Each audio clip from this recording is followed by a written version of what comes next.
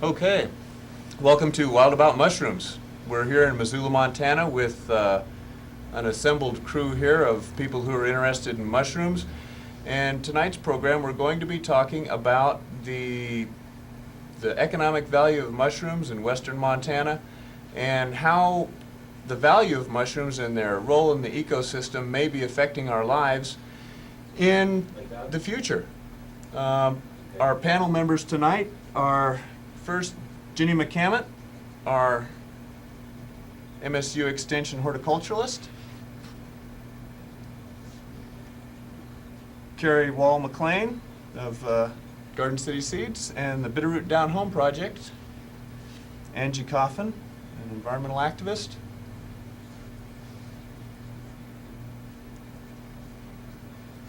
Alain DeRoullette and Karen COOMBS.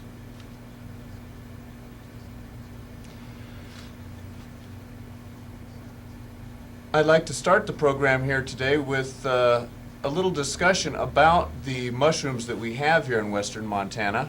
On the other screen, you'll see we have the morel mushroom. In just a minute, we'll be looking at the morel mushroom here. Well, maybe in more than just a one thing while we're little waiting while. for Bill Morel is Yeah? we should mention this is a call-in show. Ah, this is a call-in You got the show. morel on, Larry. Okay, we have the morel on. Okay, this is the common yellow or white morel, which we usually find in the cottonwoods down here. And this is one of the most common and sought-after mushrooms right now in western Montana. We have the next one, Greg. Larry, how do we tell the common morel apart from the false morel? We'll find some comparisons later, but we have had quite a few people calling in with reports of false morels earlier this year. Another mushroom that we have very common here, especially up in the Swans, is the Laetoporus sulphureus, or the sulfur polypore mushroom that we see here. This is a delicious mushroom that grows on large trees and is nicknamed the chicken of the woods because the flesh of this mushroom tastes a lot like chicken. Can we have the next one? I think a lot of people are familiar with the giant puffball, when we sure have a lot of different puffballs here in Montana. Most of them don't get quite this big, but as you can see, one of these mushrooms is about all you need for a banquet. That's next one. Another common edible we have is this is the golden chanterelle, and this mushroom is of tremendous economic importance throughout the Pacific Northwest, not just here in western Montana.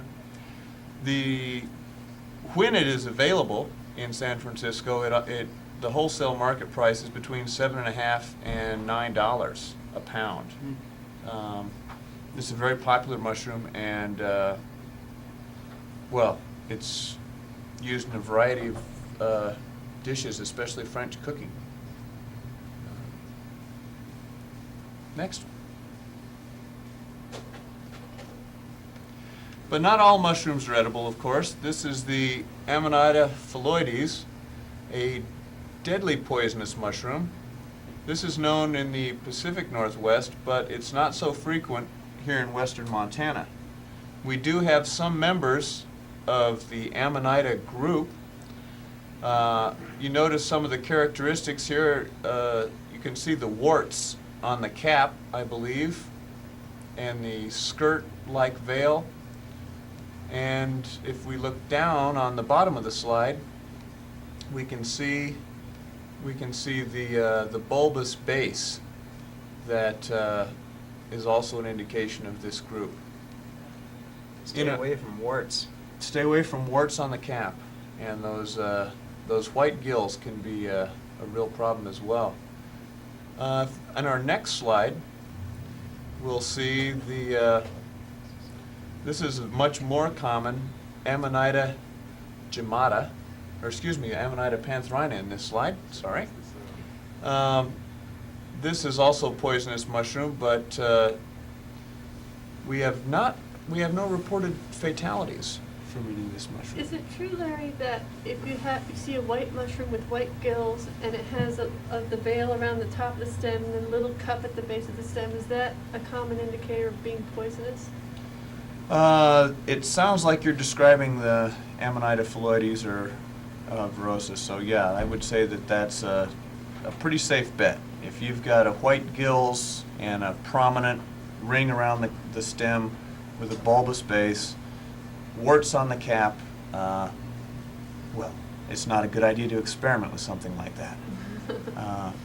There were about, I believe it was 1989, 14 people in California were killed by eating this mushroom, and they really consumed very small amounts. How risky is it really to experiment with mushrooms? I've kind of thought that sometimes people overrated that riskiness, and that, I mean, are there a lot of dangerous ones, or? We do tend to be real afraid of mushrooms in the States, and you know, this could be, you could call this a healthy fear of mushrooms. legitimate. But I would say that there are, in general, if you stay within known groups of mushrooms, I would never suggest that you eat a mushroom that you're not familiar with. The best way, like anything else, is to try and recognize your mushrooms one at a time, just like recognizing species of plants or other vegetables that you eat. You don't just go out and start grazing on the lawn. I mean, so you don't just go out and start grazing on the mushrooms either. There's a couple of key ways of trying it. Aside from keying it out in a book, maybe you could talk a little bit about a spore test. Right. Spore print. As you can see here, basically mushrooms consist of a cap like this with gills underneath and a stem. Can we get a little closer here? Often on the stem, you'll notice that there's a bit of a ring that goes around the stem. This is more pronounced in some mushrooms than others. And these feathery-like structures on the mushroom we call gills. Every mushroom produces spores. That's the main reason for being a mushroom, actually, is it's the sexual reproductive part of the underground mycelium. Now these mycelium, which live completely underground, often grow together with the roots of a tree, and the mycelial fibers actually penetrate the root tissue, and inside the root tissue the plant and the fungus exchange nutrients, much in the same way that nitrogen-fixing bacteria supply nitrogen to legumes like peas and beans. Many pine trees and even many deciduous trees take nitrogen from the mushroom. In return, the mushroom extracts carbon from the tree and basically gets an energy source from the tree. But anyway, you were talking about these gills and doing a spore print. Yeah, one important technique for identifying mushrooms is to separate the cap from the gill, and we usually like to put it on a piece of white paper, and over a period of time, usually about 2 or 3 hours, when we leave the mushroom on this piece of paper, we'll get a deposit of the spores of the mushroom. This deposit can usually tell us what the species of the mushroom is. White spores may indicate a large group of mushroom, but they may indicate mushrooms like the Amanita, which we have on the other monitor now. On the other hand, they may be brown, like the the agaric that I'm holding in my hand. And yet other mushrooms don't produce any structure outside. If we can get a close-up here, this is an underground mushroom called a truffle. And these mushrooms produce their spores completely inside of a closed ball. This ball is underground, and small rodents like squirrels and other animals will dig these up. They locate these completely by smell. And if you smell this, give this a whiff. Oh, wow, it's strong.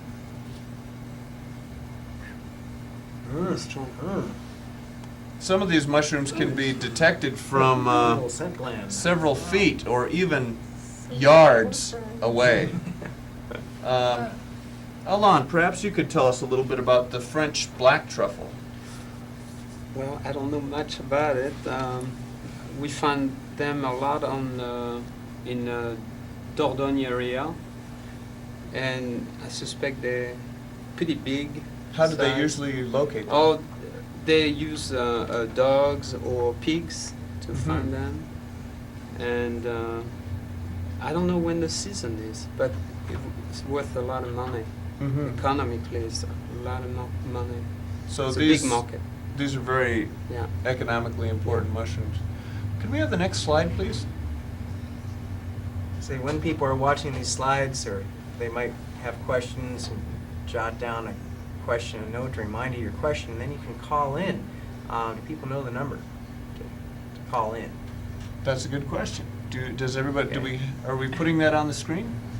You guys have a number for people to flash on the screen, or just share This that with us mushroom all? that we're looking There at we go. right now is the Amanita muscaria, the fly agaric, and this is a common and inedible mushroom. Again, notice the warts on the cap of this mushroom, all those tiny little spots. And again, if you find something with warts, it's best to look it up in a book and not throw it in the stew pot. So, could we have the next slide? A lot of times, people believe that mushrooms pop up, as they say, overnight. This series of slides will show the growth cycle of a species of Pholiota terrestris, that was grown right here in Missoula.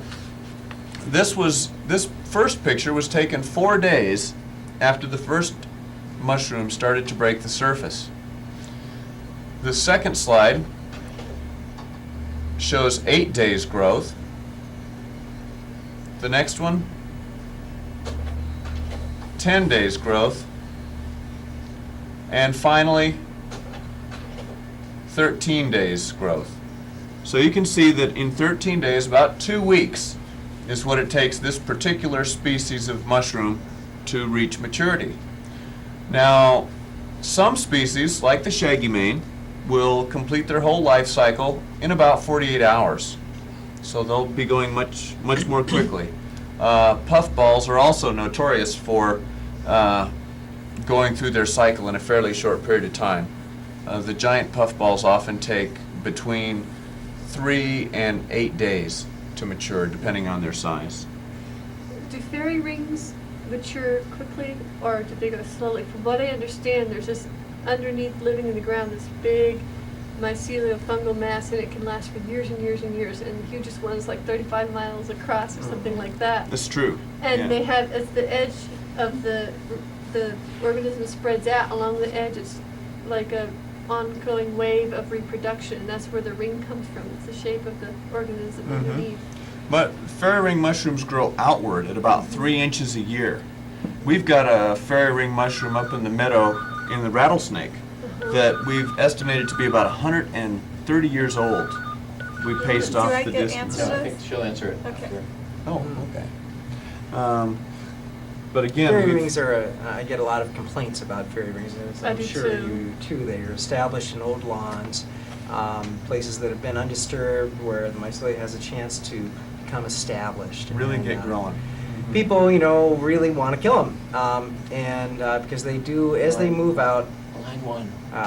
they leave a brown spot. But eat them, don't kill them. You don't have to leave that Not out. all of them are some are toxic, some cravings are toxic. Yeah, the Yeah. species that is most common out here, Marasmius oretes, is a small white mushroom that's Hello. Hi, Hello. you're on the You got- show. Is this naturally speaking? It sure is. Has anyone talked about the Amanita verna mushroom, the defying angel? yeah, the destroying angel. Sure, we've got a picture of a related mushroom. Unfortunately, we don't have enough. We don't have all the mushroom pictures that we'd like to Is show. it true that that destroying angel looks very similar to another very edible mushroom? Well, we do have a species of mushroom that people like to eat that is completely white. Uh-huh. It's Rushla brevipies, but it doesn't have a ring around the stem, and it tends to be funnel-shaped. And the Amanita verna, does that grow locally here?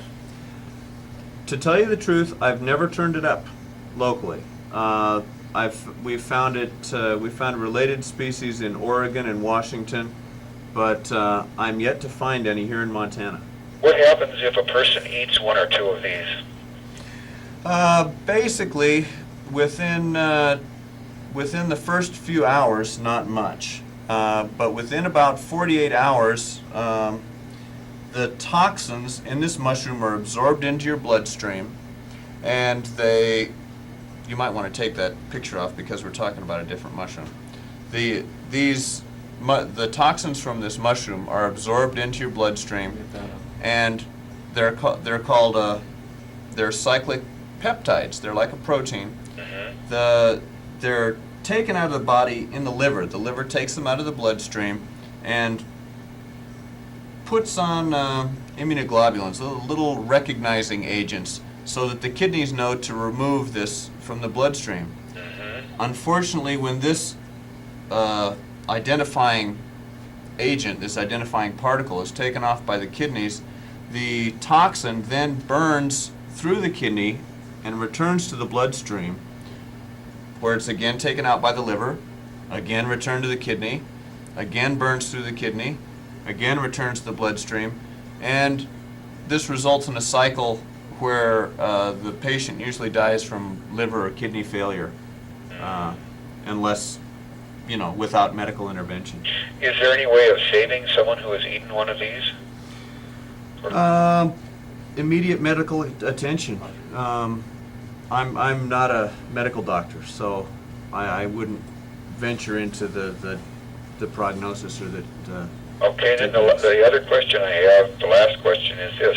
Is there actually a food value in mushrooms? I heard someone say that there isn't. Yeah, actually, this is a common misconception, but mushrooms, by dry weight, have just about as much protein as any grains or dried food. I'm trying to think. The soybean actually has more protein by dry weight than, for example, the oyster mushroom. But in general, mushrooms do contain a good deal of protein. The reason I think that many people say that mushrooms don't have food value is because they're very, very low in carbohydrates. They're almost all the body of the mushroom is composed of fibers like cellulose, and as a result, they're a good source of fiber. But you'd get mighty hungry if you tried to survive on just mushrooms alone. Some mushrooms have medicinal values also, don't they? They sure do, and if we look at the next slides, we'll see what some of those medicinal mushrooms are. Could See, we? we're kind of leaving this guy. Thanks for calling. Uh-huh. Oh, Yeah. thanks a lot. Yeah, was there anything else? Yeah. Okay. Since we're talking about medicinal mushrooms, let's move it forward about 5 there, Greg, and okay, one more. All righty, one more. There we go. Excellent. This is a picture of Ganoderma lucidum. Now this mushroom, also known as the reishi by the Japanese or lingqi by the Chinese, has been used as a medicine for over 2,000 years. These mushrooms are currently being investigated by our federal government as a potential source of drugs which may be effective against cancer and AIDS and other immune-related disorders. Could we have another slide? You know, we should finish talking about the fairy ring too, before we forget. Okay. Well, why don't we? Okay. We'll work on. Just we'll get, as long as we get back to that. Okay. Not fairy ring. Gotta get those fairy ring mushrooms back. Yeah, I'm dangling. This is Termedius cinnabarina. This is an Australian species. We have a related mushroom up here called turkey tails, and these often cover a whole log. You may notice they're known as Termedius versicolor, and they often have several stripes. This is another mushroom which is several polysaccharides which are believed to be effective in immune response. And so we'll, right now, you know, the jury is still out. These have, again, a tradition of being used in Oriental medicine, but as of right now, we don't really assume that they have any value in this country.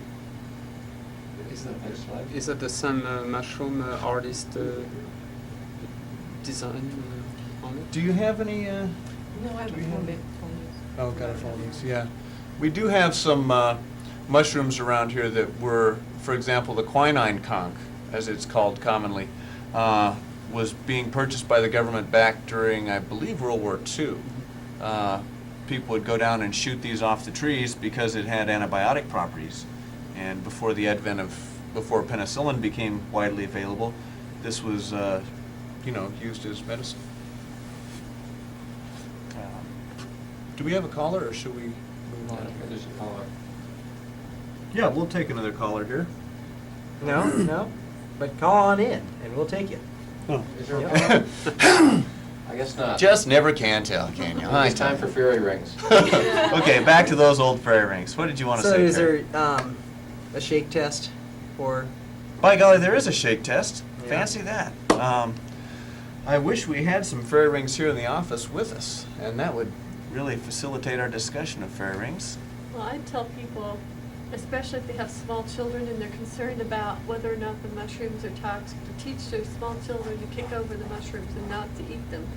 Be careful about that. And if they're really concerned about the cosmetic aspects of fairy rings, I tell them fertilize your lawn more heavily, because sometimes the fairy ring, you'll notice, will be a bright green ring of grass right where the fairy ring was last year, where the advancing edge was, and people don't like that. So I say, well, fertilize the rest of your lawn to equal, so the grass, the rest of the lawn will be equally green, and that will camouflage it. Right. And sometimes, like right on the edge in front of the green ring, you'll see this patch of dead grass because the Or behind it. or behind it, Mhm. but the fungus will be killing out all the dead grass. So you can perforate that ring and help with the aeration and the moisture, and that will help alleviate some of the effects.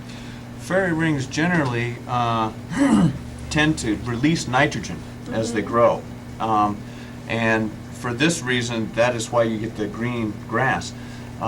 In fact, an even more effective way might be to only fertilize behind the ring, because often when the fairy ring moves on and leaves the dead grass behind, the reason that the grass is suffering is because it lacks nitrogen. It's become accustomed to this extra little boost that the fairy ring provides. So if you put a little fish emulsion or something behind that, it's fine. One thing, now we've been saying that the marasmius, the fairy ring, the common fairy ring here, is an edible mushroom, but like many mushrooms, the fairy ring does absorb toxins from the environment. So if you've been using chemicals on your lawn, you would want to make sure that you didn't use for food any of the mushrooms that might have absorbed, say, Roundup or something like that. Well, even a simple weed and feed. Mm. Would, Yes. Sure. Have plenty of toxins. In fact, So whenever just I'm synthetic hunting, nitrogen. whenever I'm hunting marasmias for my own table, I always look to make sure there's dandelions and clover growing around. Right. You know, because that's a pretty good indication that nobody's been using. But can you pick a sample and shake it around by its little stem?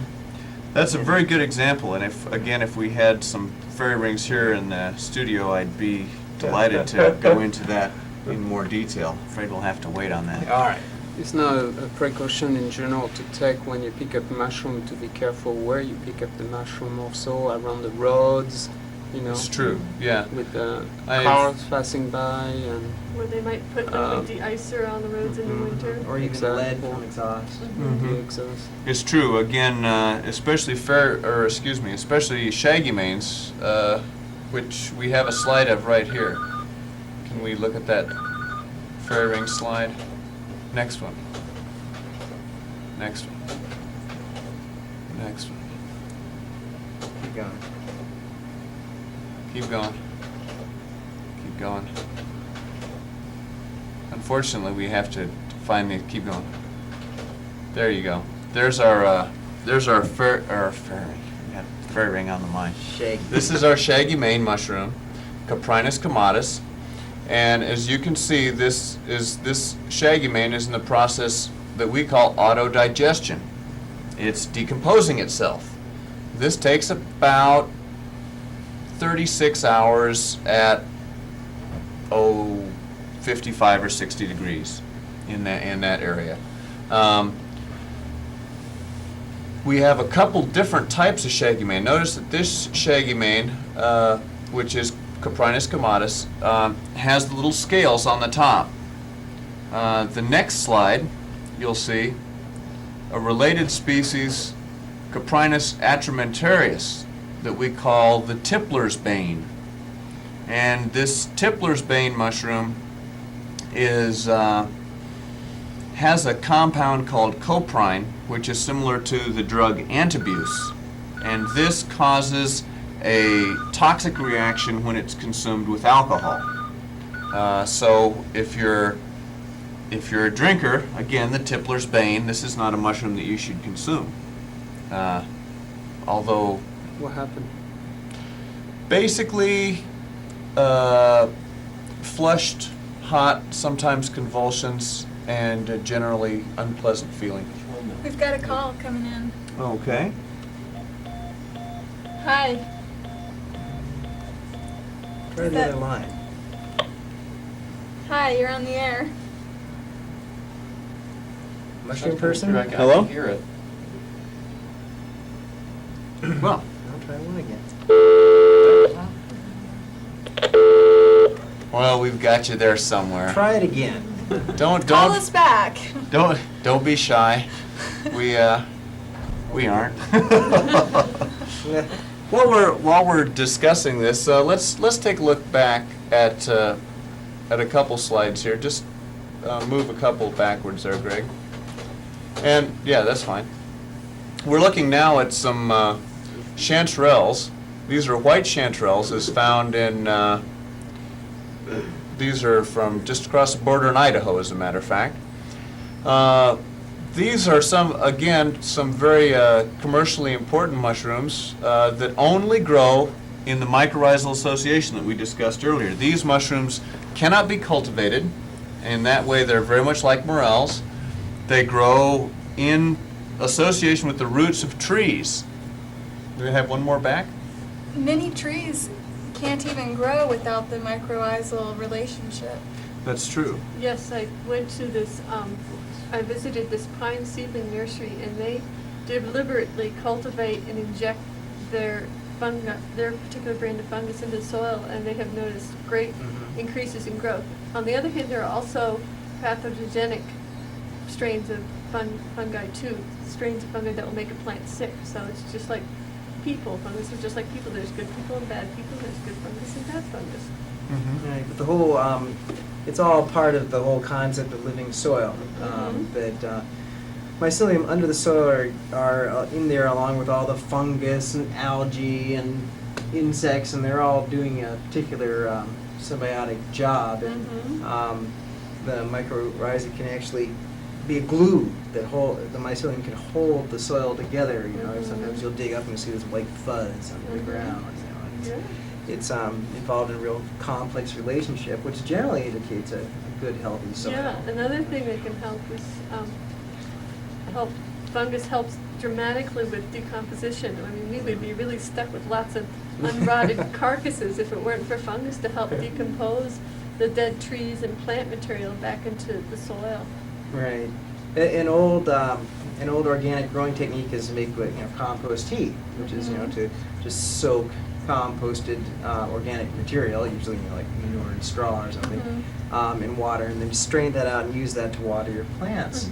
Well, a twist on that is to look in your area for duff, for decomposing organic material, usually around deciduous trees, and add that to your stew, if you will, your compost tea. And I've seen that used especially successfully with tree seedlings, like you were saying. And as a matter of survivability of plants can be greatly increased, especially native plants, by getting, trying to get some of the mycelium from the area that you've gotten your seeds from or your seedlings from. And also duck near successfully growing specimens of the large sample of the tree that you're trying to grow. As a matter of fact, that is the one way that we have found to establish exotic species like these truffles and like, as we see on the screen there, the Boletus edulis, is to plant seedlings around a spot or around a tree that is infected with this fungus, and allow the seedlings to grow in that environment for a few years, and then transplant them into their new location. And they often take the fungus with them. I grew up on a Christmas tree farm, and this is one of the things that we noticed quite frequently, was that we would get huge areas, entire patches would become infected with the Swillus mushroom, which actually helped the tree grow. It prevents, once the mycorrhizae bonds with the tree root, it actually physically covers the root, just like wrapping string around your finger, and it is so completely covered that the tree root is therefore impermeable to infection by other disease-causing organisms. This is the picture that we're looking at here on the screen is Boletus edulis. Could we have the one behind this too? Before? Going back. This is another shot of our Boletus. Now, right now in Missoula, this mushroom has been selling for the marvelous price of $1 or $2 a pound. How would you compare that with the prices for the cep, which is the same the mushroom? cep de Bordeaux, usually when you have a lot of cep that year, is around $10 a pound. And some year where the cep is not as much, you can find it more for 20, 25, 30. It can go on, depend how much quantity that year is. And usually we can find Boletus, the cep de Bordeaux, in the spring, and also very much September, October through November. So it's a very difficult mushroom to find because thousands and thousands of people go after them, and the habitat is most of the time hardwood, and we can also find some variation of Boletus, some cep de pin. Most people don't pick them up. I do, if I cannot find any. How would you compare the mushroom hunting here with mushroom hunting in France, for example? The mushroom hunting in France is much stressful. You have to get up early, and you hide often your baskets. You don't try to show how many you pick up. As you look at the area, if many cars already arrived, it's very intense. You look at pick a mushroom to have fun, and you do have a good wax, but to look for them is very difficult. I And think so it's usually maybe we a little easier, huh? Over here. it's not going. Yeah, is in Montana is. You could walk by a mushroom undisturbed, and it's incredible.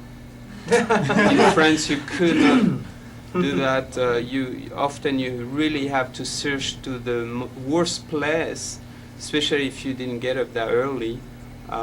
You really have to look very hard.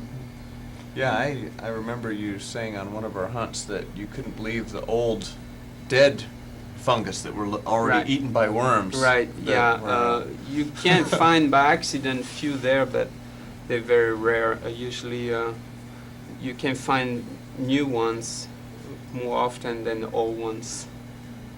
Very much, and usually you use a stick and you move mouse and leaves, and you really hunt. Karen's got kind of an interesting thing that she's done with some of our local mushrooms. What have you got there, Karen? Well, I've got some mushroom paper here, and it was made out of this foamies here. That what do they grow on? They grow on pretty much on rotten logs, and sometimes these are also a parasite on sick or dying trees. Well, anyway, when they're real fresh, they're a little softer than this. This is an old one, so it's kind of hard. But all we did was chop it up and soak it for like a week or so, and then smashed it up with a mortar or pestle, and then put it in a blender and made like this mash with lots of water.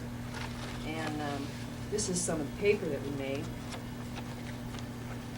These are some different kinds. This darker color here is using the whole mushroom with this dark part. And then the golder paper is from carving this off and just using the golder insides. And this is just straight mushrooms and water and nothing else. You don't need any kind of mordant or fixant with it to help hold the fibers together. And actually it works real well to just hold the other. This is like a 60-40 mix of 60% mushroom and 40% just old paper bits that had been soaked and mixed together. And it needs a little more work, but you could write on that. That's not a bad little piece of paper there. And I just brought this for fun too. This is a piece of connect paper. And it's made from a plant that's related to okra. It has nothing to do with any forests. It's a real nice piece of paper compared to this mushroom paper. But it's a lot of fun. It's a good project for kids, you find these and It's a nice art form too. yeah, it is. And this is a bowl that was made out of some recycled paper. You can just stick it over any kind of form and make all sorts of different things. This has poppies pressed in it, although they're falling out.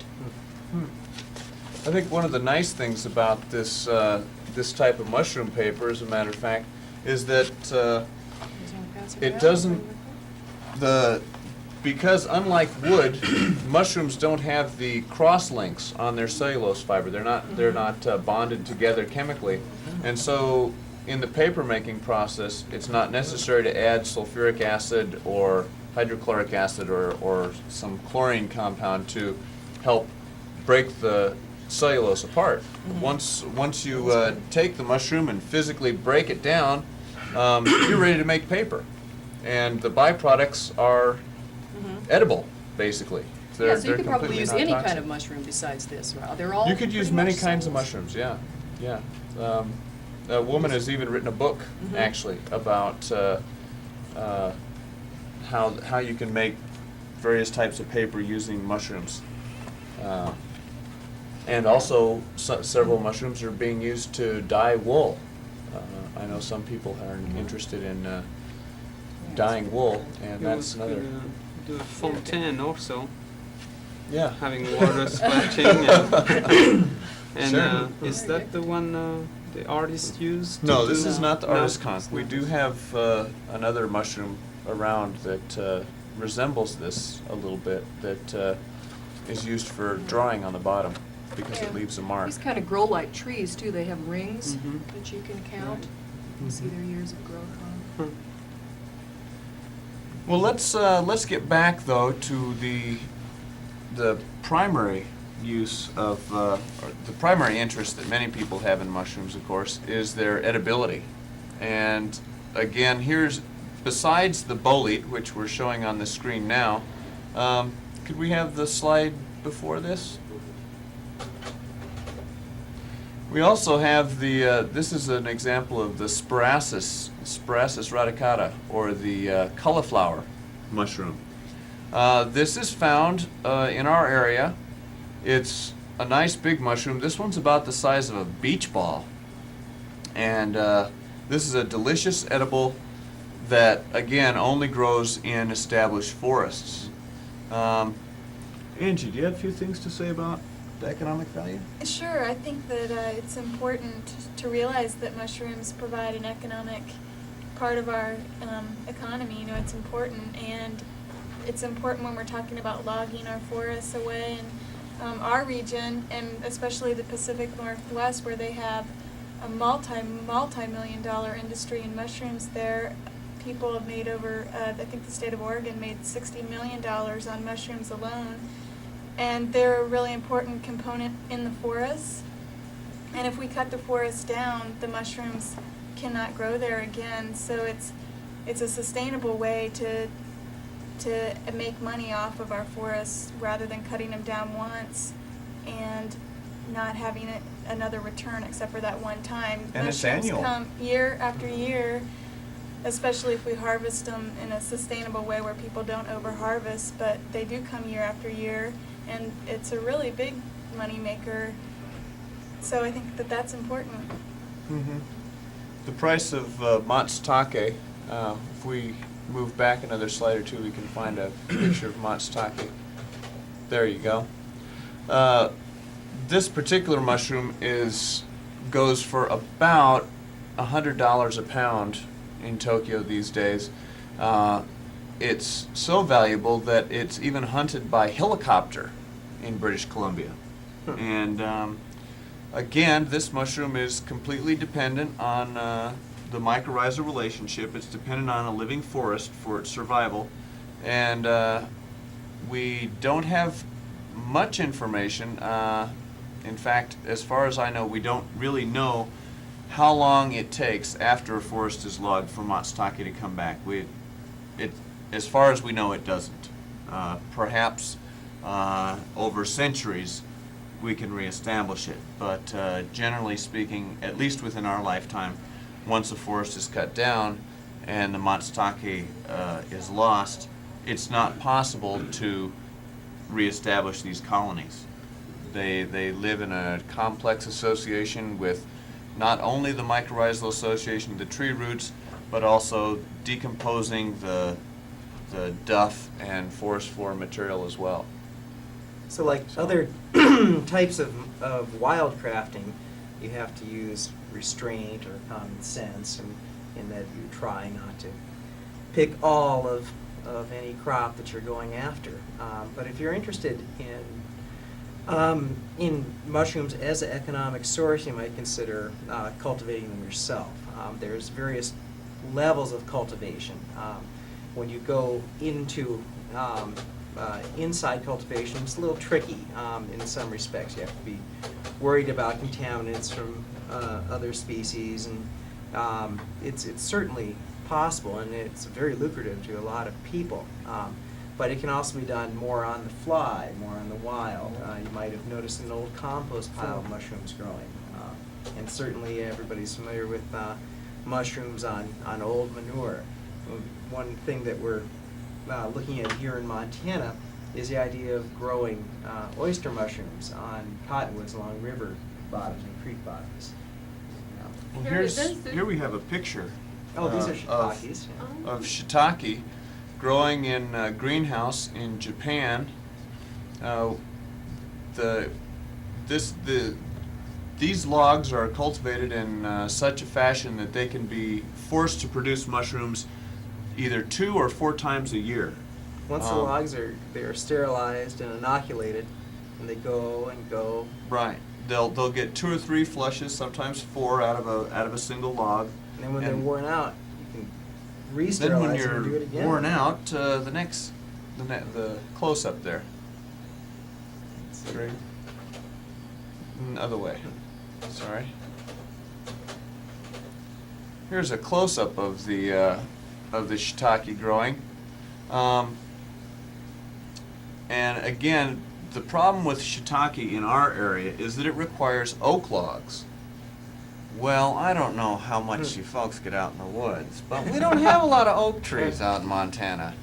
And as a result, and also because of our cold and dry weather, there are quite a few difficulties encountered in trying to raise shiitake. I know that Ginny's gotten a lot of inquiries. I field a lot of questions myself. You can buy a little stick in a lot of magazines. That's in your true. It's window, possible to and- buy cultures and keep them in your own house. But as far as a commercial operation goes, it's a pretty expensive, and you might have a tough time with profit margin by the time you figure in, one, importing oak logs, two, keeping your greenhouse heated, regulating humidity and temperature. Greenhouses are very expensive. Yeah, so we've been working here in Montana on an alternative. If you could move back one there, Greg.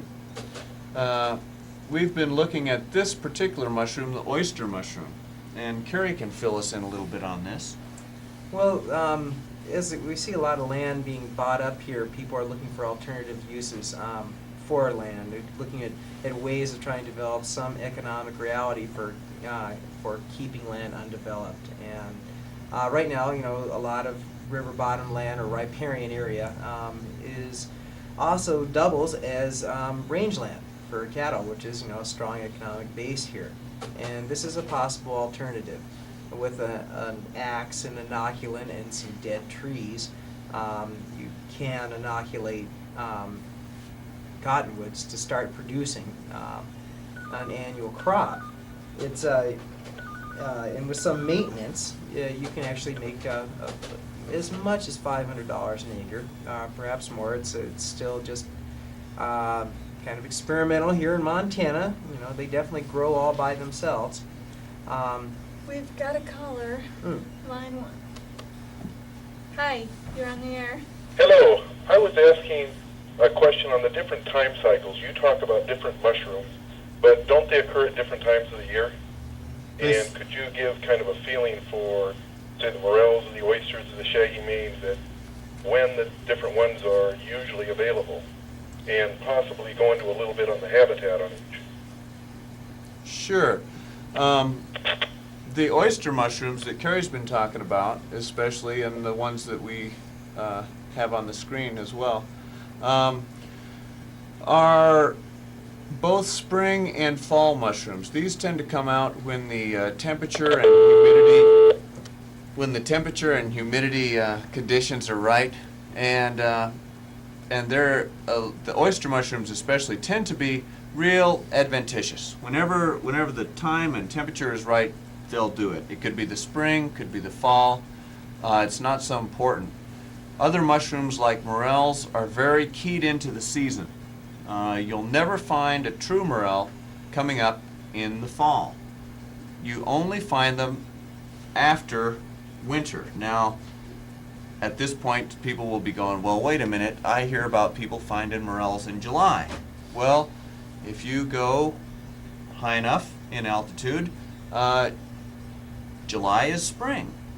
And it's pretty much that type of a situation that we're looking at. Morels pretty much will show up when the snow melts. Other mushrooms only grow around the edge of melting snow. They're actually called, appropriately enough, melting snow mushrooms. Yet others, like the shaggy manes, tend to grow during the summer and fruit when the temperature drops. Okay, they tend to kick in. Cold seems to set them off rather than a certain amount of heat. I hope that's So the enough of an primary answer. habitat for the morel would be cottonwood leaves or The white morel evergreens. that we have around here definitely grows under the cottonwoods. The angusticeps, the black morel, as we call it, is much more likely to be growing under Doug fir, and this is the mushroom that is most common in burn areas. I think a lot of people have probably heard about the about the large volume of mushrooms that was moved out of the Libby and Troy area this last year. And I think that, you know, estimates range between $1 million and $2 million that have left the state in this way. But right now we don't have a law that deals with this. Yeah, this is a big concern for us. I've talked to several different governmental authorities about this, Larry, and the first person I talked to was Don Simmons at the USDA, and there's been some recent legislation passed just very recently, and if anybody sells more than $15,000 worth of any produce or commodity, they're required to get a license with the USA, and that's as much legislation as the USA has about wild mushrooms, so we had to go elsewhere, yes. USDA. Yeah. So I went to the Environmental and Health Sciences Agency, and I talked to one of their representatives there. We had quite a nice talk. He was real helpful. Right now, it's legal for someone to go pick mushrooms in the forest and eat them for their own consumption, but it's understood it's at your own risk, and that's, you know, kind of a cardinal law. It's totally illegal to pick mushrooms and sell them to restaurants for, you know, for consumers to eat, and there are several health concerns. Some of them are quite legitimate, I find. Montana State has no apparatus set up for certifying inspectors of mushrooms, and you could have anybody come off the street and say, oh, I know what the difference between poisonous and non-toxic mushrooms are. I could decide what's toxic and what's not, and they don't know, and they pass along a poisonous mushroom to some trusting customer, and that's a real concern. There's other concerns that you could have your mushrooms improperly processed. You could have someone go pick a bunch of mushrooms and let them sit in the back of the trunk on a hot summer day for a day and a half, and they'll have lots of other fungus growing on the surface of the mushrooms that could poison somebody if that was, you know, improperly done. So you have to think about that, and there's also a lot of fear and concern out there because they just don't know. So that's the rule at this point. Okay. Well, thanks, Ginny. We have a caller on line 1 here. Yes. Hi, I have a question about psychedelic mushrooms. I think some of my friends and different people are under the impression that because they're natural, they aren't harmful to you. And I'm wondering, what is the story on that? Are they harmful to you, even though they are natural? Okay. Well, first, we have to understand that there's probably about 30 different species of psychoactive mushrooms here in the United States right now. And in addition to that, very little study has been done about different species and their potency. One study by Weir in Seattle probably a decade ago found that the potency of these mushrooms varied by as much as a factor of 10 in the same species. So it's a little bit difficult to make generalizations. Can you equate potency with it being harmful? Is that what you mean by potency? Weir was looking at the psychoactive ingredients, I believe, but so you don't know if they're harmful or not. That hasn't really been studied yet. Is that what you're saying? Well, I think that what you know, mostly what concerns have been dealt with is the psychoactive principles, usually psilocybin, which is a particular type of indole in the mushroom. It's actually a tryptophan precursor. It's a building block of protein in the mushrooms. So it wouldn't be smart to assume that just because they're natural, they're not harmful. No. Can you say that? I think that's a safe assumption. And the other problem that you also have to be careful of, one that David Aurora mentions in his book, is that many times when people are buying a hallucinogenic mushroom or something on the street, often they find that these are not true hallucinogenic mushrooms at all, but rather a dried store-bought mushroom or a dried species of unknown origin which has been treated with something to make it psychoactive. So as long as there's no government control, I think it's pretty hard to make blanket statements about Yeah. the potency or toxicity of a mushroom. It's a common misconception that just because something is naturally derived means it's less toxic. Many of our organic pesticides, like nicotine is a common organic pesticide, is highly, highly toxic, more toxic than some of the synthetically produced pesticides. So you just can't say just because it's naturally derived that means it's less toxic. It could be mighty poisonous. Okay, and I had another question about cooking mushrooms. What do they taste like cooked, different mushrooms? I imagine they would all have different flavors. My friend is asking this question. Why don't I put her on? I was told that you can cook and make some kind of jelly or something. Is that possible? Very interesting. There are a lot of different kinds of mushrooms out there. One of them has been called the candied mushroom. And yes, this mushroom, which I collected last year, can be treated, soaked in sugar and warmed up, and it becomes kind of like a gummy bear. Okay, thanks. There's about as many different kinds of mushroom as there are different kinds of vegetable. And so, again, I would hope that in watching this program you would notice that we are trying to examine mushrooms very specifically and not make generalizations about mushrooms overall.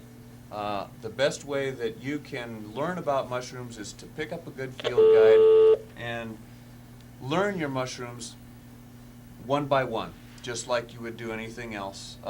We If have you a have questions, find someone who knows mushrooms. Don't hesitate to ask. And when you bring a basket full of mushrooms, make sure they look at each one, not just a few on the top. right. You don't want to just throw all your mushrooms together. Whenever you pick mushrooms, be sure to separate them out by collection. Take this group of mushrooms that you found here, put it in one bag. Take the next group, put it in another bag. Because if you mix them all up, you'll end up with a broken one here and a broken one here. I mean, when you go out berry picking, you don't throw all your berries together and try and sort them out later. It's the same with mushrooms. Make sure of each collection and treat them as individuals. The good news in France is when you know sure what mushroom you're picking, you can go to the pharmacist. And the big season to pick up mushroom in France is in the fall. And the pharmacist. Okay. Well, thanks a lot. It's been Mushroomy. It's been true. Voilà. Pick your friends carefully. Yeah.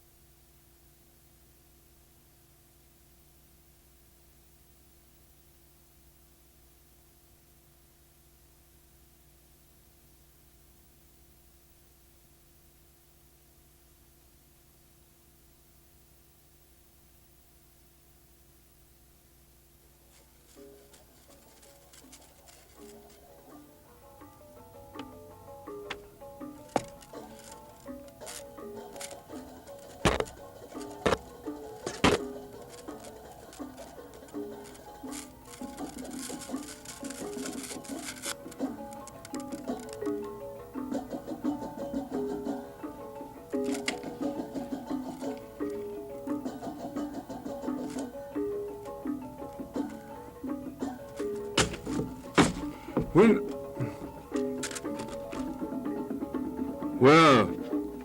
welcome to Dial a Psychic. This is a new show, perhaps the first in the whole country, and it came to me after I watched this show. Could we have a close-up on this, please? Dial a Lawyer. I don't know if any of you have seen Dial a Lawyer on TV recently on Missoula Community Access TV, but it has helped change my life. It may have helped change yours too, if you know what I'm talking about. I've got my life straightened out all legally now, thanks to Dial a Lawyer. However, lawyers can't answer all questions. They can answer many, many questions. But they cannot predict the future, typically, nor can they interpret your dreams or tell your fortunes. I can.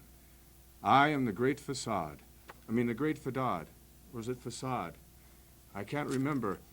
But anyway, I want you to call me live on TV. This is live. You can call me on the phone, and I will talk to you and answer any questions you have regarding your future, your past, your present, who you want to marry, who you don't want to marry, whether you're going to have bad luck or good luck in the coming year.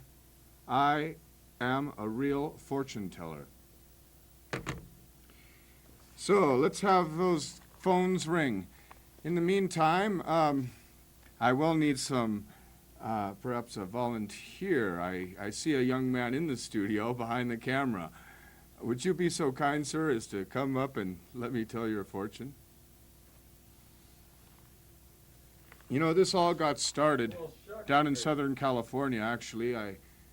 I tried to get on public access TV down there, but the FCC got on my case, and so I came up to Montana, and so far I just hope I can make it up here. After all, this is free. I'm not charging any money.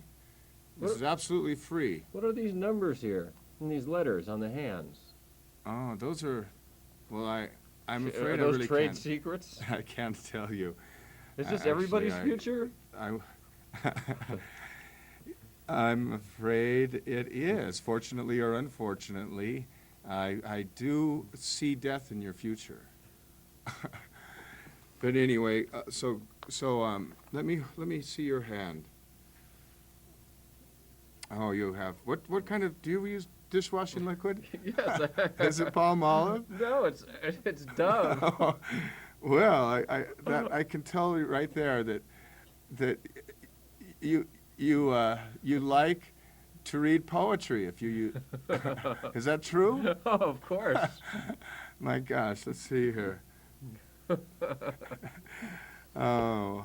Was that like a special, almost like a magnifying glass? Oh, psychic magnifying glass? I see.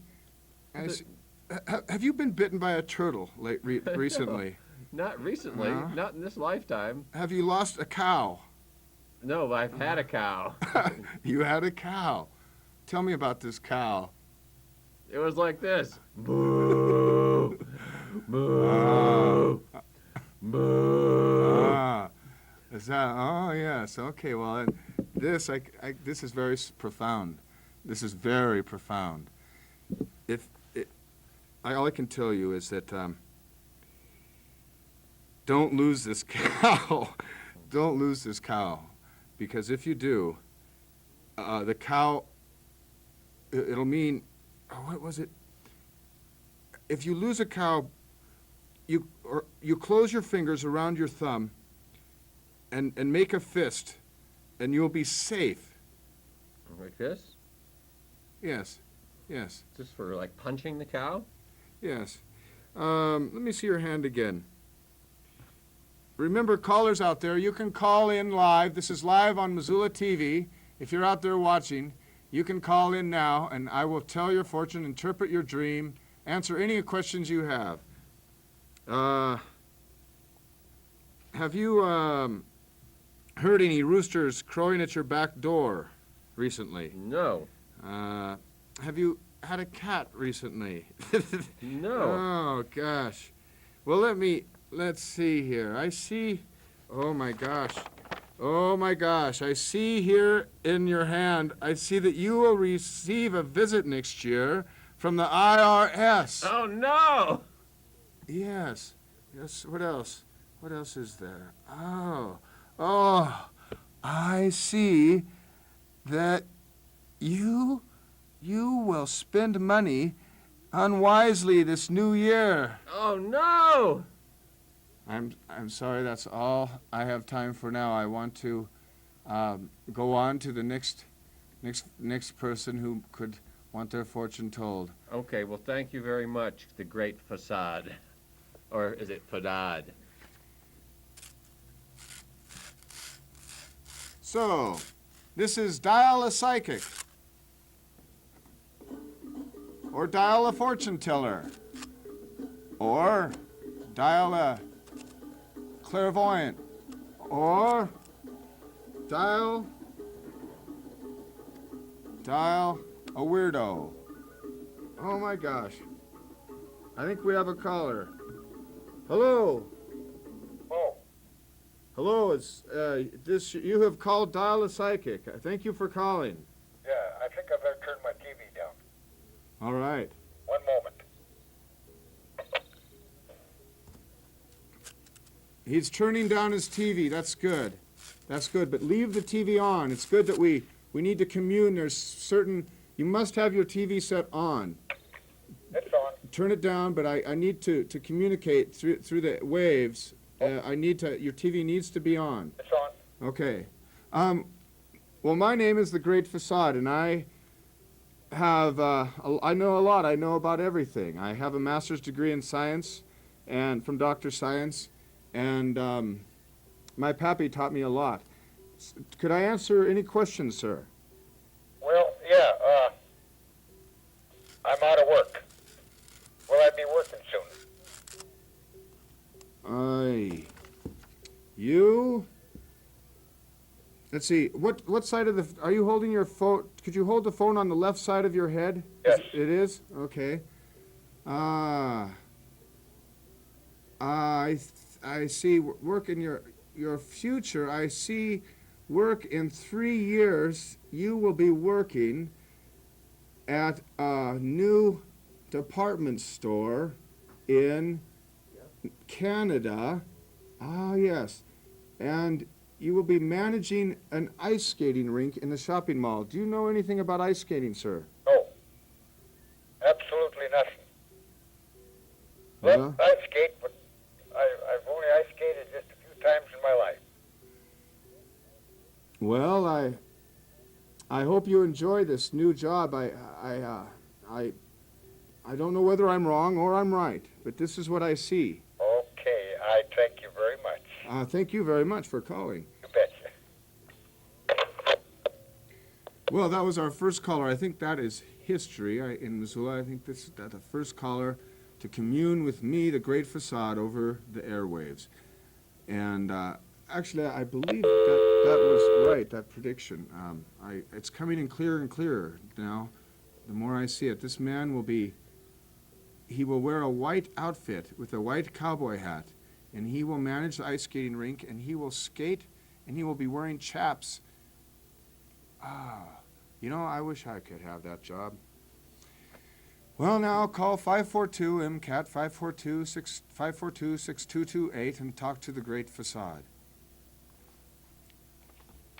Not many people believe in fortune telling these days. It seems to me I set up my shop on the sidewalks in Missoula this summer, and I've set up at Karis Park, but there's very few people who are willing to pay to have their fortune told. I think that's very unfortunate.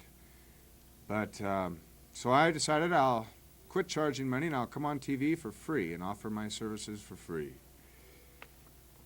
Let me give some advice, some of the things I know, some examples of some of my wisdom. Here, I'm going to give advice. This is free advice. Say you want your neighbors to move. If you want your neighbors to move, what you do is you write the name of the person you want to move 8 times on paper. And you put it in a dark bottle and add 4 tablespoons of vinegar, 1 tablespoon of whole black pepper, 1 guinea pepper, 1 cayenne pepper, and hang the bottle where the sun can rise and set on it. They will move quickly. And also, if you sweep behind an undesirable rumor every time he goes out, or put hatred powder in the hatband, it will give him a wandering mind.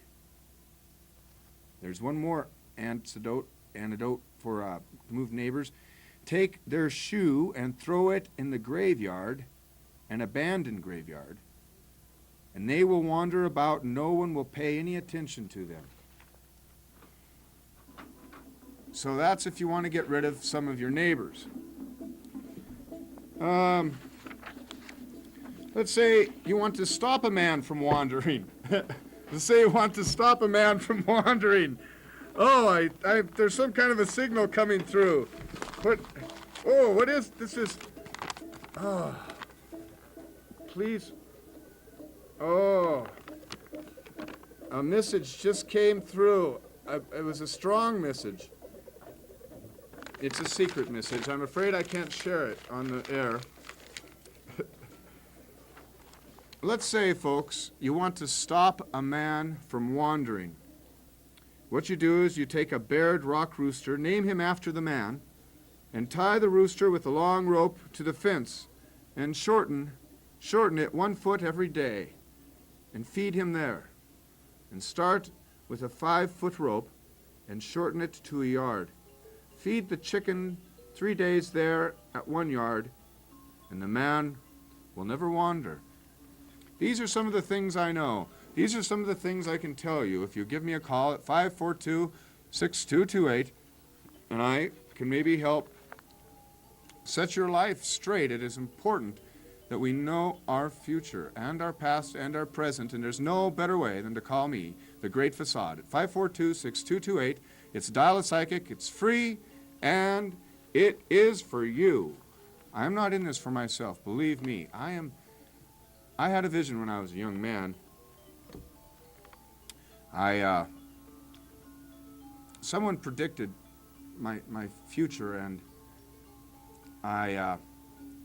it turned out it was true. And this was an old man, and I then went to the library and read all about it. After that, he predicted that I would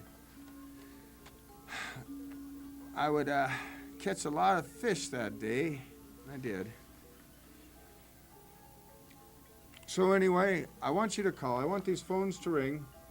542-6228. Call Dial a Psychic. This is a new show on MCAT. I know a lot, folks. Here's another example of what I know. Say you have an enemy, and you want to make your enemy sick. What you do is you take the soiled undergarments of theirs and hang them on a bare rafter and get some hackberry switches and whip the garment. They will be so sore they can't get out of bed. That's what you can do if you want to get back at your enemy. There's a lot of magical things that I know about.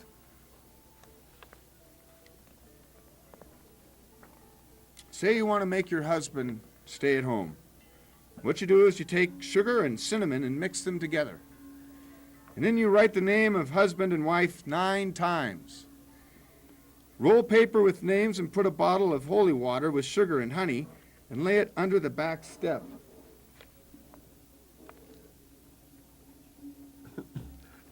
Oh, there's a lot of magical things happening here tonight. Ah! Oh no! Please. I think this guy works with the FCC. They're always on my case. They won't leave me alone, but they know they have no right to take what I'm doing away. But boy, do they bother me. They really bother me.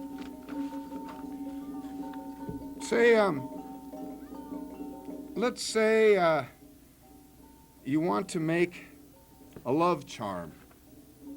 I'll tell you how to make a love charm. What you do is you take powdered angel worm dust mixed with love powder, and you can get these at Butterfly Herbs, and ground John and conquer root. Place the above articles in a small bag with a string on each end of the bag so as to meet around the waist. This charm will make your lover or sweetheart come to you and stay. Again, that is just an example of some of the wisdom that I've acquired over my 114 years of life. I did have some cosmic surgery done, plastic surgery, excuse me, down in California. They gave me back my young voice, my young looks, and I hardly look over a day over 100 anymore. Here's some advice on how to keep a house empty. Tie 9 red peppers on a string and hang them up the chimney. Well, we've got a caller. Hallelujah. Hello. Hello, are you there? Oh, no. I think I goofed up. I hung up on the caller accidentally. If you could call back if you're out there. Hello, thanks for calling. But call back if you can, because I think I hung up on you. Let's see. If you want to give someone running feet, let me tell you what you can do. To give someone running feet, take sand out of one of his tracks and mix the sand with red pepper. All right, I'm going to try again here. We got a caller. Okay. Okay. All right. Okay, we got a caller. This is exciting. We're going to the caller. Ready? 1, 2, 3. Here, caller. Hello. Hello?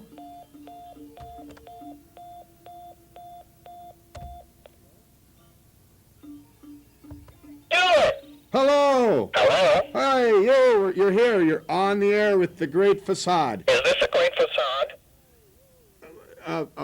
Well, yes. I thought you were the great facade. Now you're calling yourself the great facade. Is it the great facade or is it the great facade? Which are you? I don't understand. Well, this is something that the Federal Communications Commission and I are in court about right now, and it's in court. I'm sorry, it hasn't been settled. Well, I have a question about my job. Oh, This is Vi Thompson, and I've been with KECI for the last 50 years, and I feel that my job might be in a little jeopardy, and I was wondering if you might be able to suggest anything. How long do you feel that I'm going to hold on to this job at KECI? Vi, I want to ask you something. Do you think there are any ghosts in the studio where you work? Well, I'm very glad that you asked me that, because I've been thinking for a long time now that there really could be, because I sense a lot of hostility from my colleagues, and I don't think they're all human. I think I was there's... just curious to know, who does your hair? Well, my barber, the barber college in town here, I go there. They hate me, though. It's lovely. Is that your natural color? Well, no, I'll tell you the truth.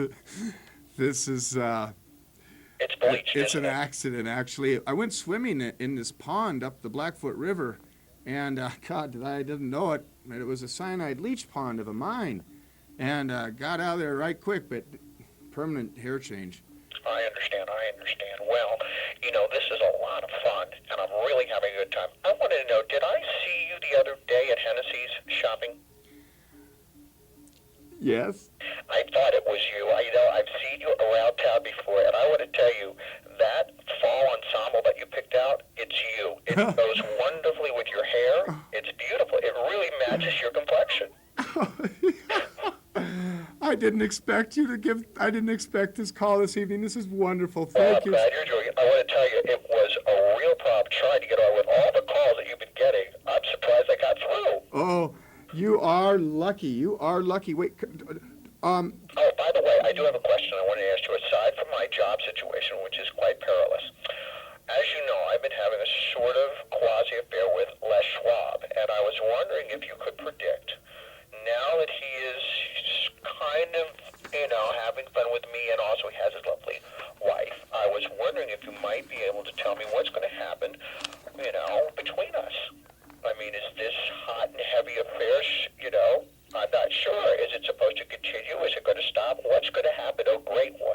Vi, let me ask you, I'm afraid I'm going to have to ask you some personal questions. All right, go ahead.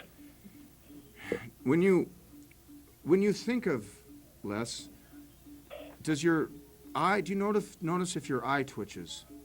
No, my eye doesn't twitch, but I get a little tingle in a place that I can't mention on public TV. I'm sorry, I think I know what this place is. Really? Yes. Well, that sounds like a lot of fun. Do you know what this means? No, please tell me, a great one. It means he thinks about you all the time. Oh my God, are you serious? You know, all I thought he thought about were tires. Les, I can tell you, Les is coming into me really loud and clear now, thanks to you. I need to ask you another personal question, though. Please, by all means, go ahead. Do you remember what the weather was like the first day you met Les? I do, as a matter of fact. It was very, very cloudy, and it was hailing, and they were huge hail balls the size of golf balls. It was just amazing. Do you realize that is a sign? You know, I often thought that. I can tell you what this sign is. Do you mind if I tell you over live TV? Well, I hope it's not too personal.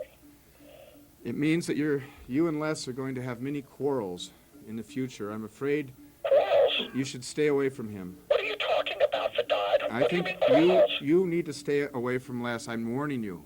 Why should I stay away from us? Just because he's an alcoholic doesn't mean we can't have a good time together. Listen, I want to keep tabs. I want you to call me back. Okay, I want you to call me back. I want you to keep in touch. I think we should meet on a regular basis. I think you really need me. You really do? I think Vi, How much is this going to cost you me? wouldn't believe what is coming, the signals that are coming through right now. I'll tell you the signals that are coming through here. They're dollar signs. How much are you going to charge me for this, Fadad? Oh, well now, I'm a reasonable psychic. You know, they don't pay me a lot over at ECI, you know. They haven't paid me. In fact, I haven't got a raise since 64. And I guess you got quite a big closet and quite a wardrobe, though. Well, I do get some perks, this is true, but I assume that you have a sliding scale. I'll tell you what. How about we'll just do a trade? I get to go through your closet, and we'll just go from there. Sounds like a deal. Sounds like a wonderful thing. I'm willing to work this out. Listen, it was lovely talking to you. Thank you for the advice, although I must tell you I'm a bit distraught about your news about me and Les. I don't think I should stay away from him. I really enjoy his company. It is as clear as day, that sign on the day you met him. I'm afraid that you must take these things seriously. I thought that was a sexual sign. I thought that meant that there was love in the air. At least there were heavy golf balls in the air. Not if the wind was blowing. Well, the wind was blowing, but I think it was Les. Well, let's be sure about these things. Maybe, you know what we should do? Have Les call you. Hey, hold on for a second. Here he is right now. He just came in there. Hold on. He's right here. I'm going to put him on, all right? Wonderful. Ladies and gentlemen, Les Schwab is on the air. It's a new value. And no extra charge. Is this the grateful dog? Les, I know what you look like. I've seen your picture. I've seen your picture all over the place. I know who you are. Yeah, and I know who you are, for Don. And if you don't watch your ass, I'm going to break it. Oh, Les. Now, you listen to me, young man. I don't know who the hell you think you are, but you're going to stay away from me and my little Vi, or else we're going to pull off that wig and point you out to be the transvestite sexual that you are. You understand what I'm talking about? Les, you don't know what you're talking I about. know what I'm talking about, son. You are a sham. You are a sham. You shouldn't even be on TV Dial Psychic. What kind of degree do you have, anyway? You ever bought tires for me, son?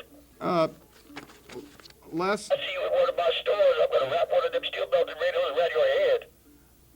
Les, what does it mean if you have two blowouts at once? Do you know what this means? Yeah, it means you bought your tires in Big O is what it means. No, it doesn't. That's not what it means, Les.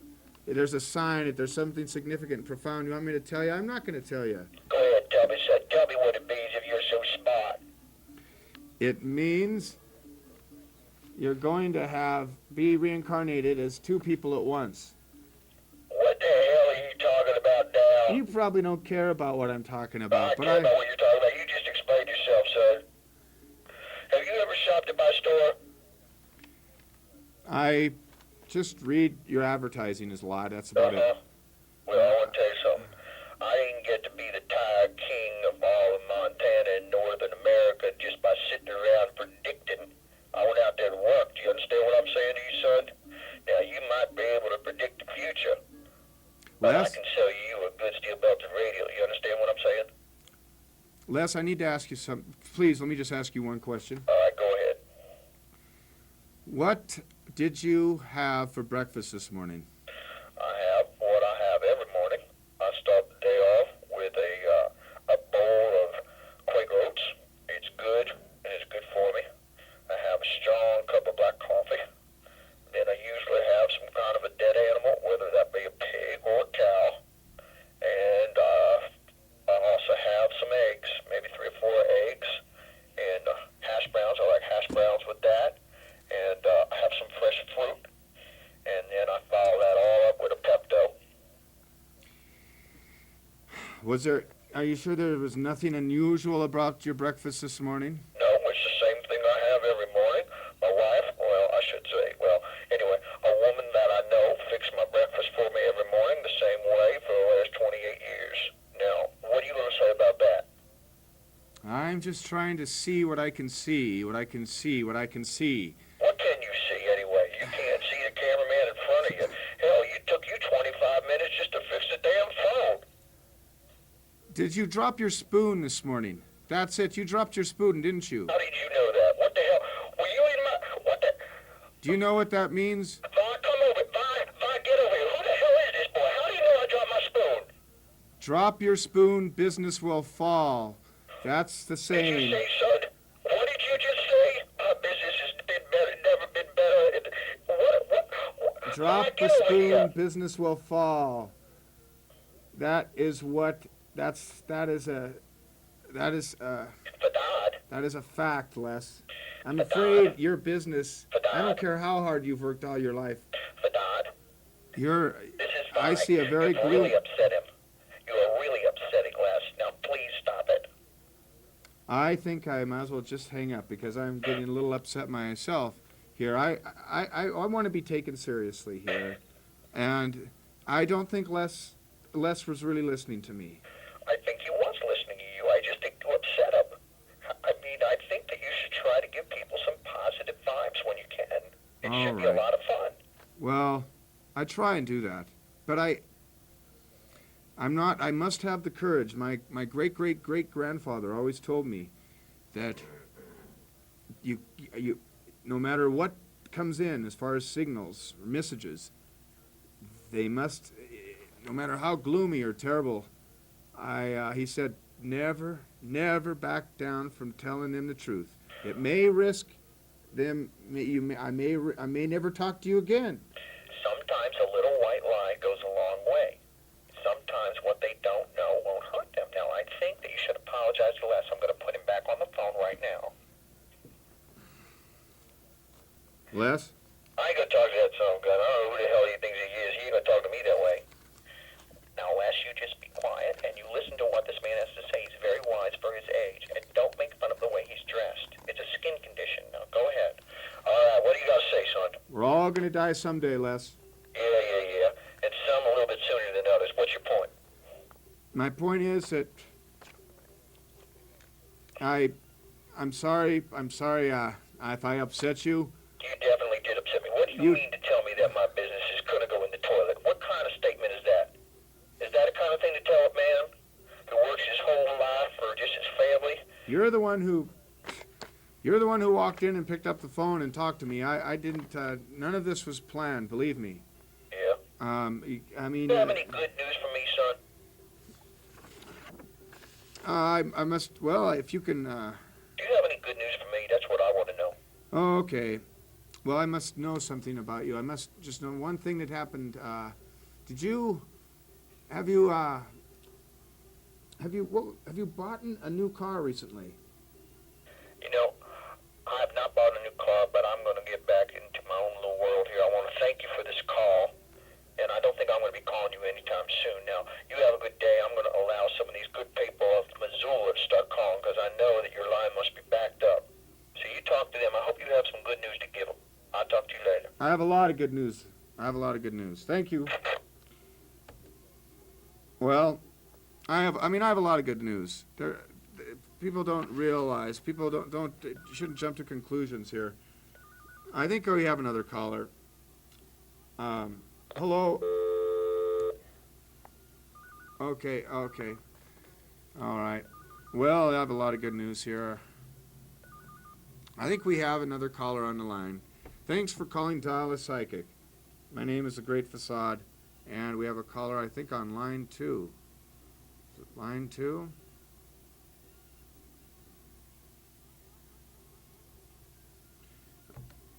Hello? Hi, Hello, who's this? Doug. Well, Doug, Yeah, Doug. do you know who you're talking to? No, I don't. Well, you're talking to The Great Facade. Okay. I would like to help you out if you have any questions about your future, past, present, or any other anxieties. Okay. Shoot, Doug. Okay, I'd like to know if my job, employment, will get any better as my income. Wow, this seems to be a hot question tonight. I see you will join a Hutterite colony, and you will live happily the rest of your life, Doug. This is true. This, I think, is true. Okay. Let's see. I see you will inherit a chicken farm in Harlowton, Montana. In Harlowton, Montana? Harlowton. Okay. And I suspect these are related events. Okay. I think you're a lucky man, Doug. Cheer up. I hope I'm lucky. I'd say so. I just got one more question for you. Sure. Okay, I'm 28 years old. I want to know, when will I be married? You're 28. Right. When will you be married? Let's see. The only way, let's see, how you can find out when you will be married by what you do is under the next full moon, go out under the full moon and take a walk and at some point hold your breath. Okay. And count the number of steps you can take until you run out of breath. Okay. Just take normal steps. Don't take little baby steps. Take normal steps and count them, and when you run out of breath, the number of steps that you've taken will be the number of months until you marry. Okay. Okay, well, I'm going to try that. Okay. Okay, when I do that, I want to call you back after full moon comes, and I want to let you know. Well, I really would want to know. Okay, thank you. I'm interested in everyone I talk to. I'm interested. So a lot of people, it turns out we have a lifelong relationship. I think, well, anyway, thank you very much for calling, Doug. I hope to talk to you in the future. Okay, thank you. Lucky young man. Chicken farm in Harlowton, Montana. We always are eating chickens. I suppose that is a bright future. I hope we can get some other calls. If we can't, I just may have to make some phone calls. Oh, we may have got a phone call here. My gosh, they're really coming in now. Dial a Psychic. Okay, I guess we got another caller. I'm waiting, though. I have to wait for the right signals before I answer the phone. I have to listen to it beep for a little bit.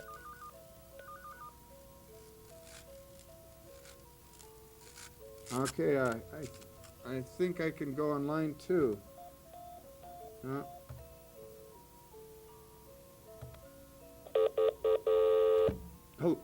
Hello? Hello? Hello? Hello? Hello? Well, hello? Well, I think the FCC is interfering again. I'm not sure. They are always hassling me. Hey, they don't think it's right what I'm doing, using the airwaves, using using telecommunications in the United States to try and help people with their future, their past, and their present, free of charge. For some reason, they think I shouldn't be doing this. You don't know how many people I have helped and change their lives, help probably save a lot of people from running right off the edge of a cliff. Well, we may have a caller again. Another caller. Maybe not. All right. Hello? Hello. Thank you for calling the Great Facade. The Great Facade. I've been waiting for you. Well, I think I've been waiting for you. It's probably true. Here's my question. I'm in love with everybody. Everybody. What should I do? I don't know how to handle it. Okay. I can tell you. Need more information? Yeah, I may have to ask a question here. Please. Have you seen a rainbow recently? Yes, I saw a rainbow shooting straight down. It was in the west. It was on the way to work. It was a beautiful rainbow, and it made me feel good about going to work. I'm in love with everybody. That's exactly what I need to know. That's exactly what I need to know. And you think this is how do you feel about this? I feel great about it, but it scares me because if I don't love anybody more than anybody else, why should I be in one relationship over another? Well, this heart you believe yours for so long, you can't just leave it, even with your friends. Your lovers have left you and gone near you, and keep safe what you kept for so many years. Let me go on. Once, sunlight in a filthy street, his absence ringing in my ears, nothing to show for a lifetime's love but his broken bowl, these tears. These are just messages coming through. Just a second. I'm hearing you. I think you're a very lucky man, actually. It means that you will never be elected as a public official. I hope you understand that. Well, I've kind of wanted to be president and save the world and make everybody happier. I wish you could. But the way things are going, the way the ball bounces right now, I can see that you should not to try and run for public office with the predicament that you're in. Predicament? I see. It could be on ahead, I believe it's scary, but it's true. And I can tell you, this is now coming in. You will go on a journey on a sleeper train. Sleeper train? Yes. Where will I go? I don't know. I don't see where you're going. Alice? But anyway, you're a lucky man. You're a lucky man. Just don't worry about running for office. Should I go to Dallas, Texas? No. There you will be very unhappy. Okay. I can see this. Wow. You are a seer too, I see. I don't know that I am, but I'm very happy to have spoken with you. It's been a psychic pleasure, indeed. Thank you. Thank you. I think we may have another caller. I'll hang up now. I love you. Adios, amigos. Adios. Do we have another caller? No? We don't have another caller. Okay, well, I'm going to try and call, who could I call? I'll call Joe, 728. I think Joe needs his fortune told.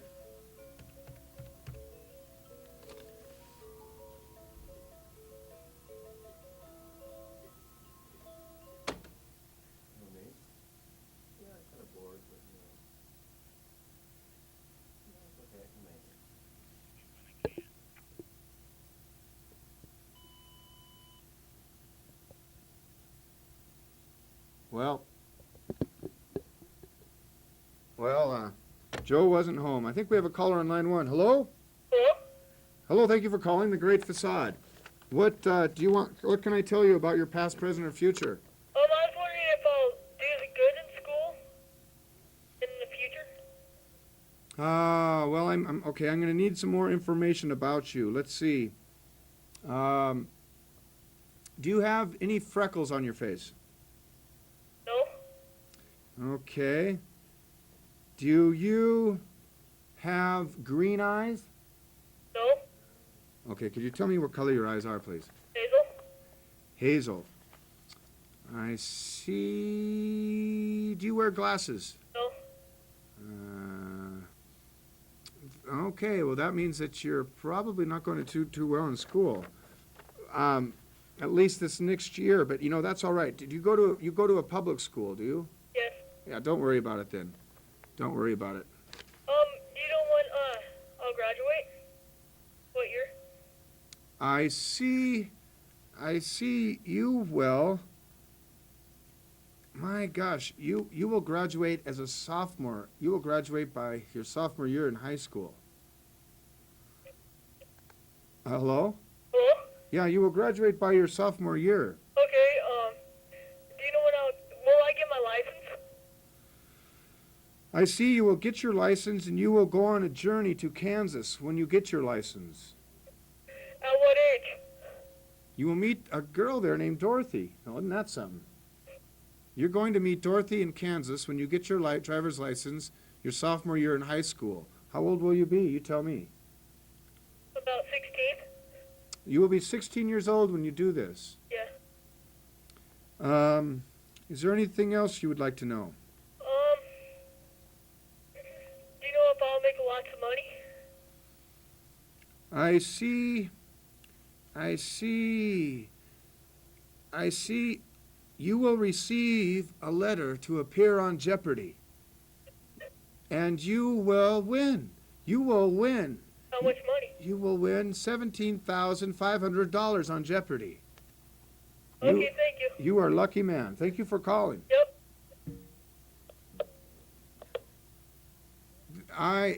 I'm so glad to be able to reach out and help those people out there who have no idea what their future is bringing them. I know. Give me a call. It's free. Give me a call. We may have a call right now.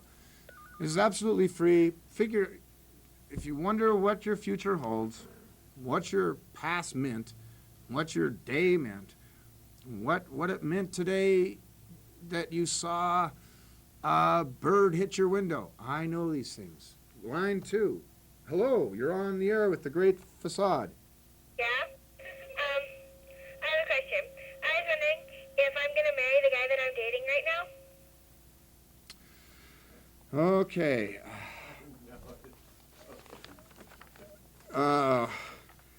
Let's see. Just a second here. I can help you. I need to ask you something. Yeah? Do you remember what the weather was like when you met him? It was really, it was a lot of stars out and it was clear. It wasn't cloudy or anything. It was a clear night. Okay. What you need to do, how many stars did you see? How many are ever in the sky? I thought you said 5. Well, and you're wondering if you're going, what was your question again? You're wondering what the future of your relationship is going to be? I was wondering if I'm going to marry the guy that I'm seeing right now. Okay. How many more minutes is it? I would say Too bad. that if the man is younger than you, you will have good luck raising sheep. That's all I can tell you. I'm not kidding. It's not coming in clear. All I can tell you is if he's younger than you, you will have a lot of good luck raising sheep. He's not older than me. He's not younger than me. We're the same age. Okay. I can then tell you that that if you're the same age, what you must listen here. If there's a full moon out and there's a line from the moon. Do you know what a line from the moon is? It's like if you look at a lake and the moon is up above the lake and you can see a moon beam across the top of the lake Yeah. coming towards you. Yeah. Don't ever cross that with your boyfriend, holding hands. Why? It'll mean that's it between you two. It's a bad future. It means that first of all, you won't marry. Second of all, you probably won't cruise the drag ever again. Do you cruise the drag? Yeah. The Higgins Avenue? Yeah. Do you remember the last time you cruised the drag? How many times did you circle the end of the street? I don't know, once or twice. Once or twice. Can you be specific? Once. Okay. Well, this is good. If you just circled it once, it means that at least you will be together for one more month. These are things I know. Thank you for calling. Unless you have any other questions. No. Thank you. Sure. Bye. Bye-bye.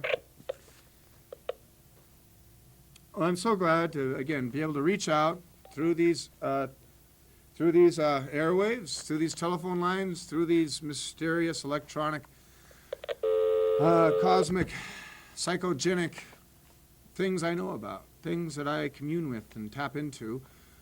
We're all capable of these powers. We have another caller on line 1. Thank you for calling The Great Facade. Do you have any questions about your past, present, or future?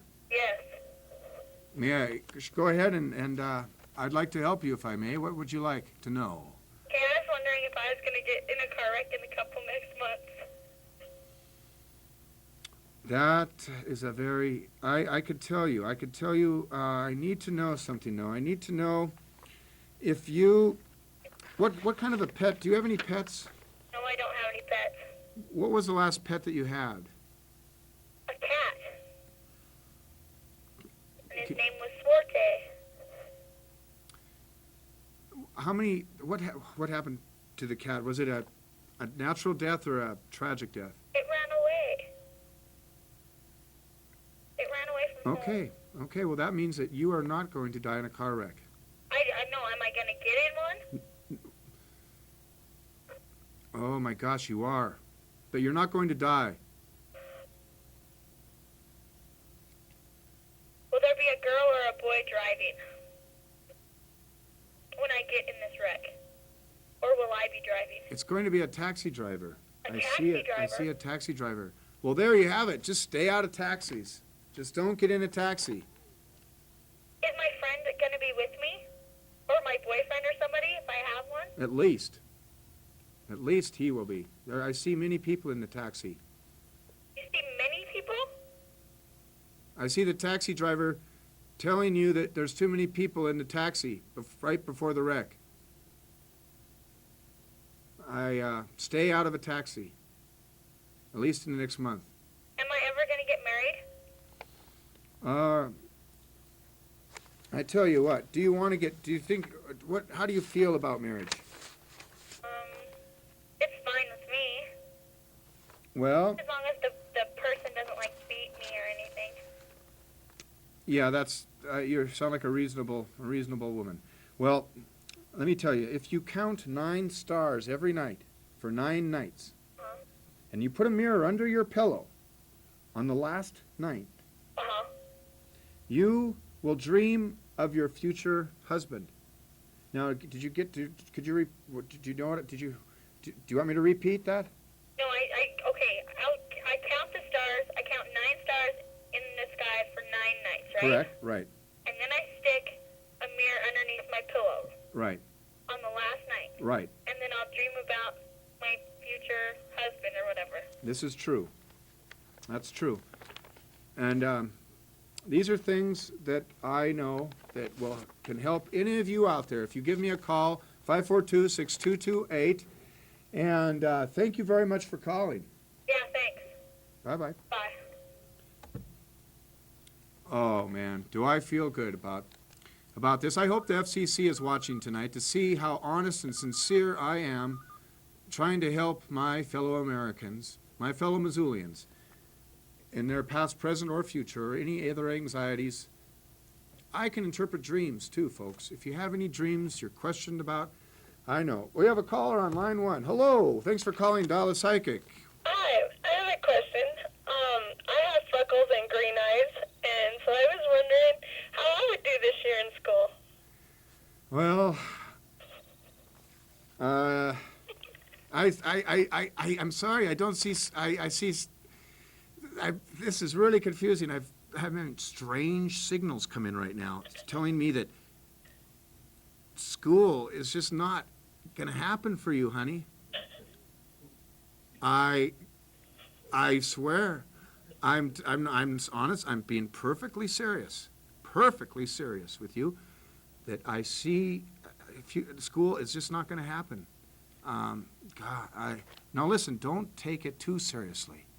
Don't take it too seriously. But I am serious.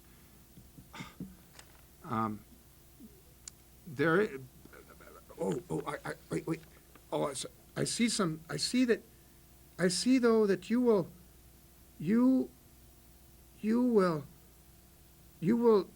as soon as the new year commences, next year, you will be overtaken by a long bout of hiccups.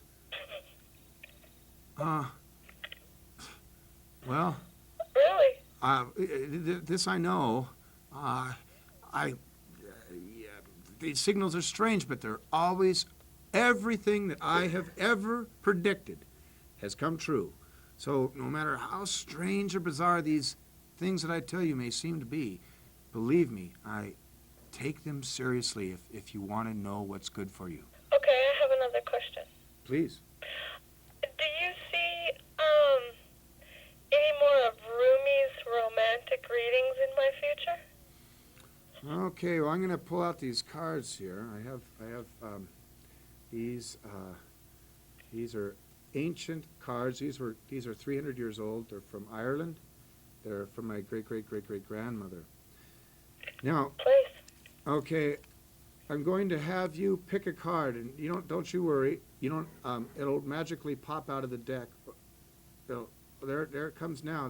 Seems to be one. Oh, look at them move. They're just. I'll just take this. Okay. I see. Now, what was your question? I want to know if there are going to be any more of Rumi's romantic readings in my future. Yes, I see. I see you. You will go into the woman's room, and someone in the stall next to you will be reciting poetry, Rumi poetry. It is. You are a fortunate lady. Not many. That doesn't happen to many people. Will it be a man or a woman? I hear the voice of an angel reading the poetry. That's half male, half female. Interesting. Interesting. I tell you, I can't believe the things that come through to me, the signals. But again, everything that I have ever predicted is true. You will see. And Well, is there anything else that you see in my future? I think so. First, I must ask, what do you eat your salad, your greens dinner salad with your main course or before? Before. Okay.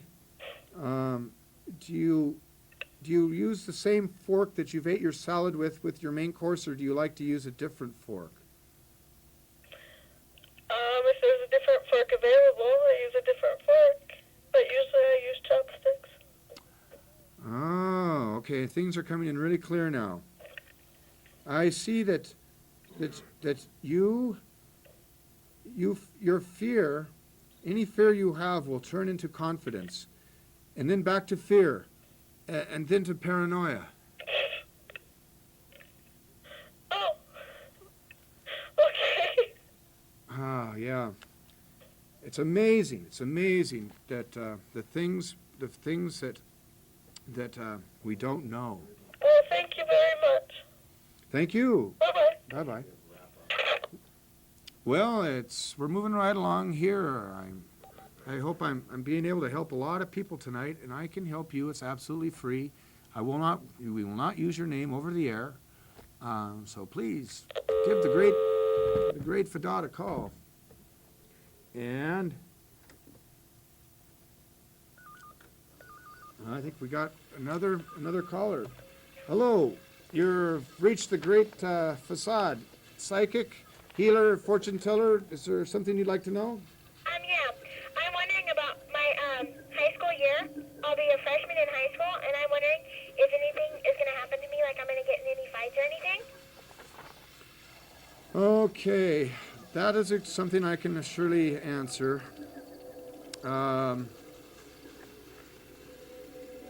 Have you been on any trips recently? No.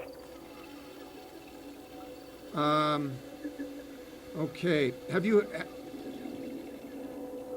ever had recently some bird droppings fall on your head? No. Okay. Have you recently seen a whirlwind, a small one, even a small one, a whirlwind? No. Let's see. Well, have you seen any worms on the street recently? Huh? Worms on the street. Have you seen any worms on the street? No. Oh, man. Well, this is hard sometimes. I'm trying to figure out. Let's see. Sometimes if I hold my head, I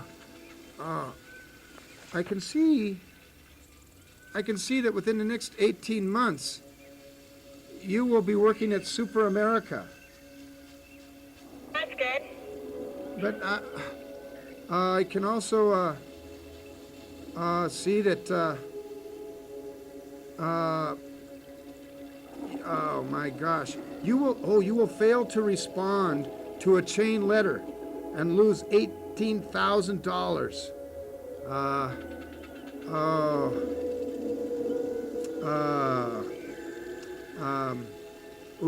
Here's something. Listen, next time you eat takeout food, look closely at the food, and you will see the face of Judas Iscariot in the food. These are things I know. These are things you should know. Who is that person that you just said, though? I don't know who that is.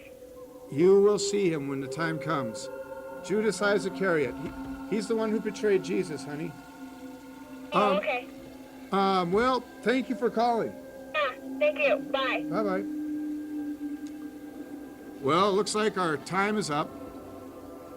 It's time to end this first edition of Dial a Psychic. I'm the Great Facade, and it's been a great evening. There's another person calling, but I'm afraid I'm not going to answer the phone. So next, tune in again and join me and my friends, and let me discuss your future. I do not discuss business. I did tonight with Les Schwab. I don't want to do that. I don't want to ever discuss business again. I'd rather discuss love, hate, travel, faith, mystery, but I don't want to talk business. So long. Thank you again for calling Alice.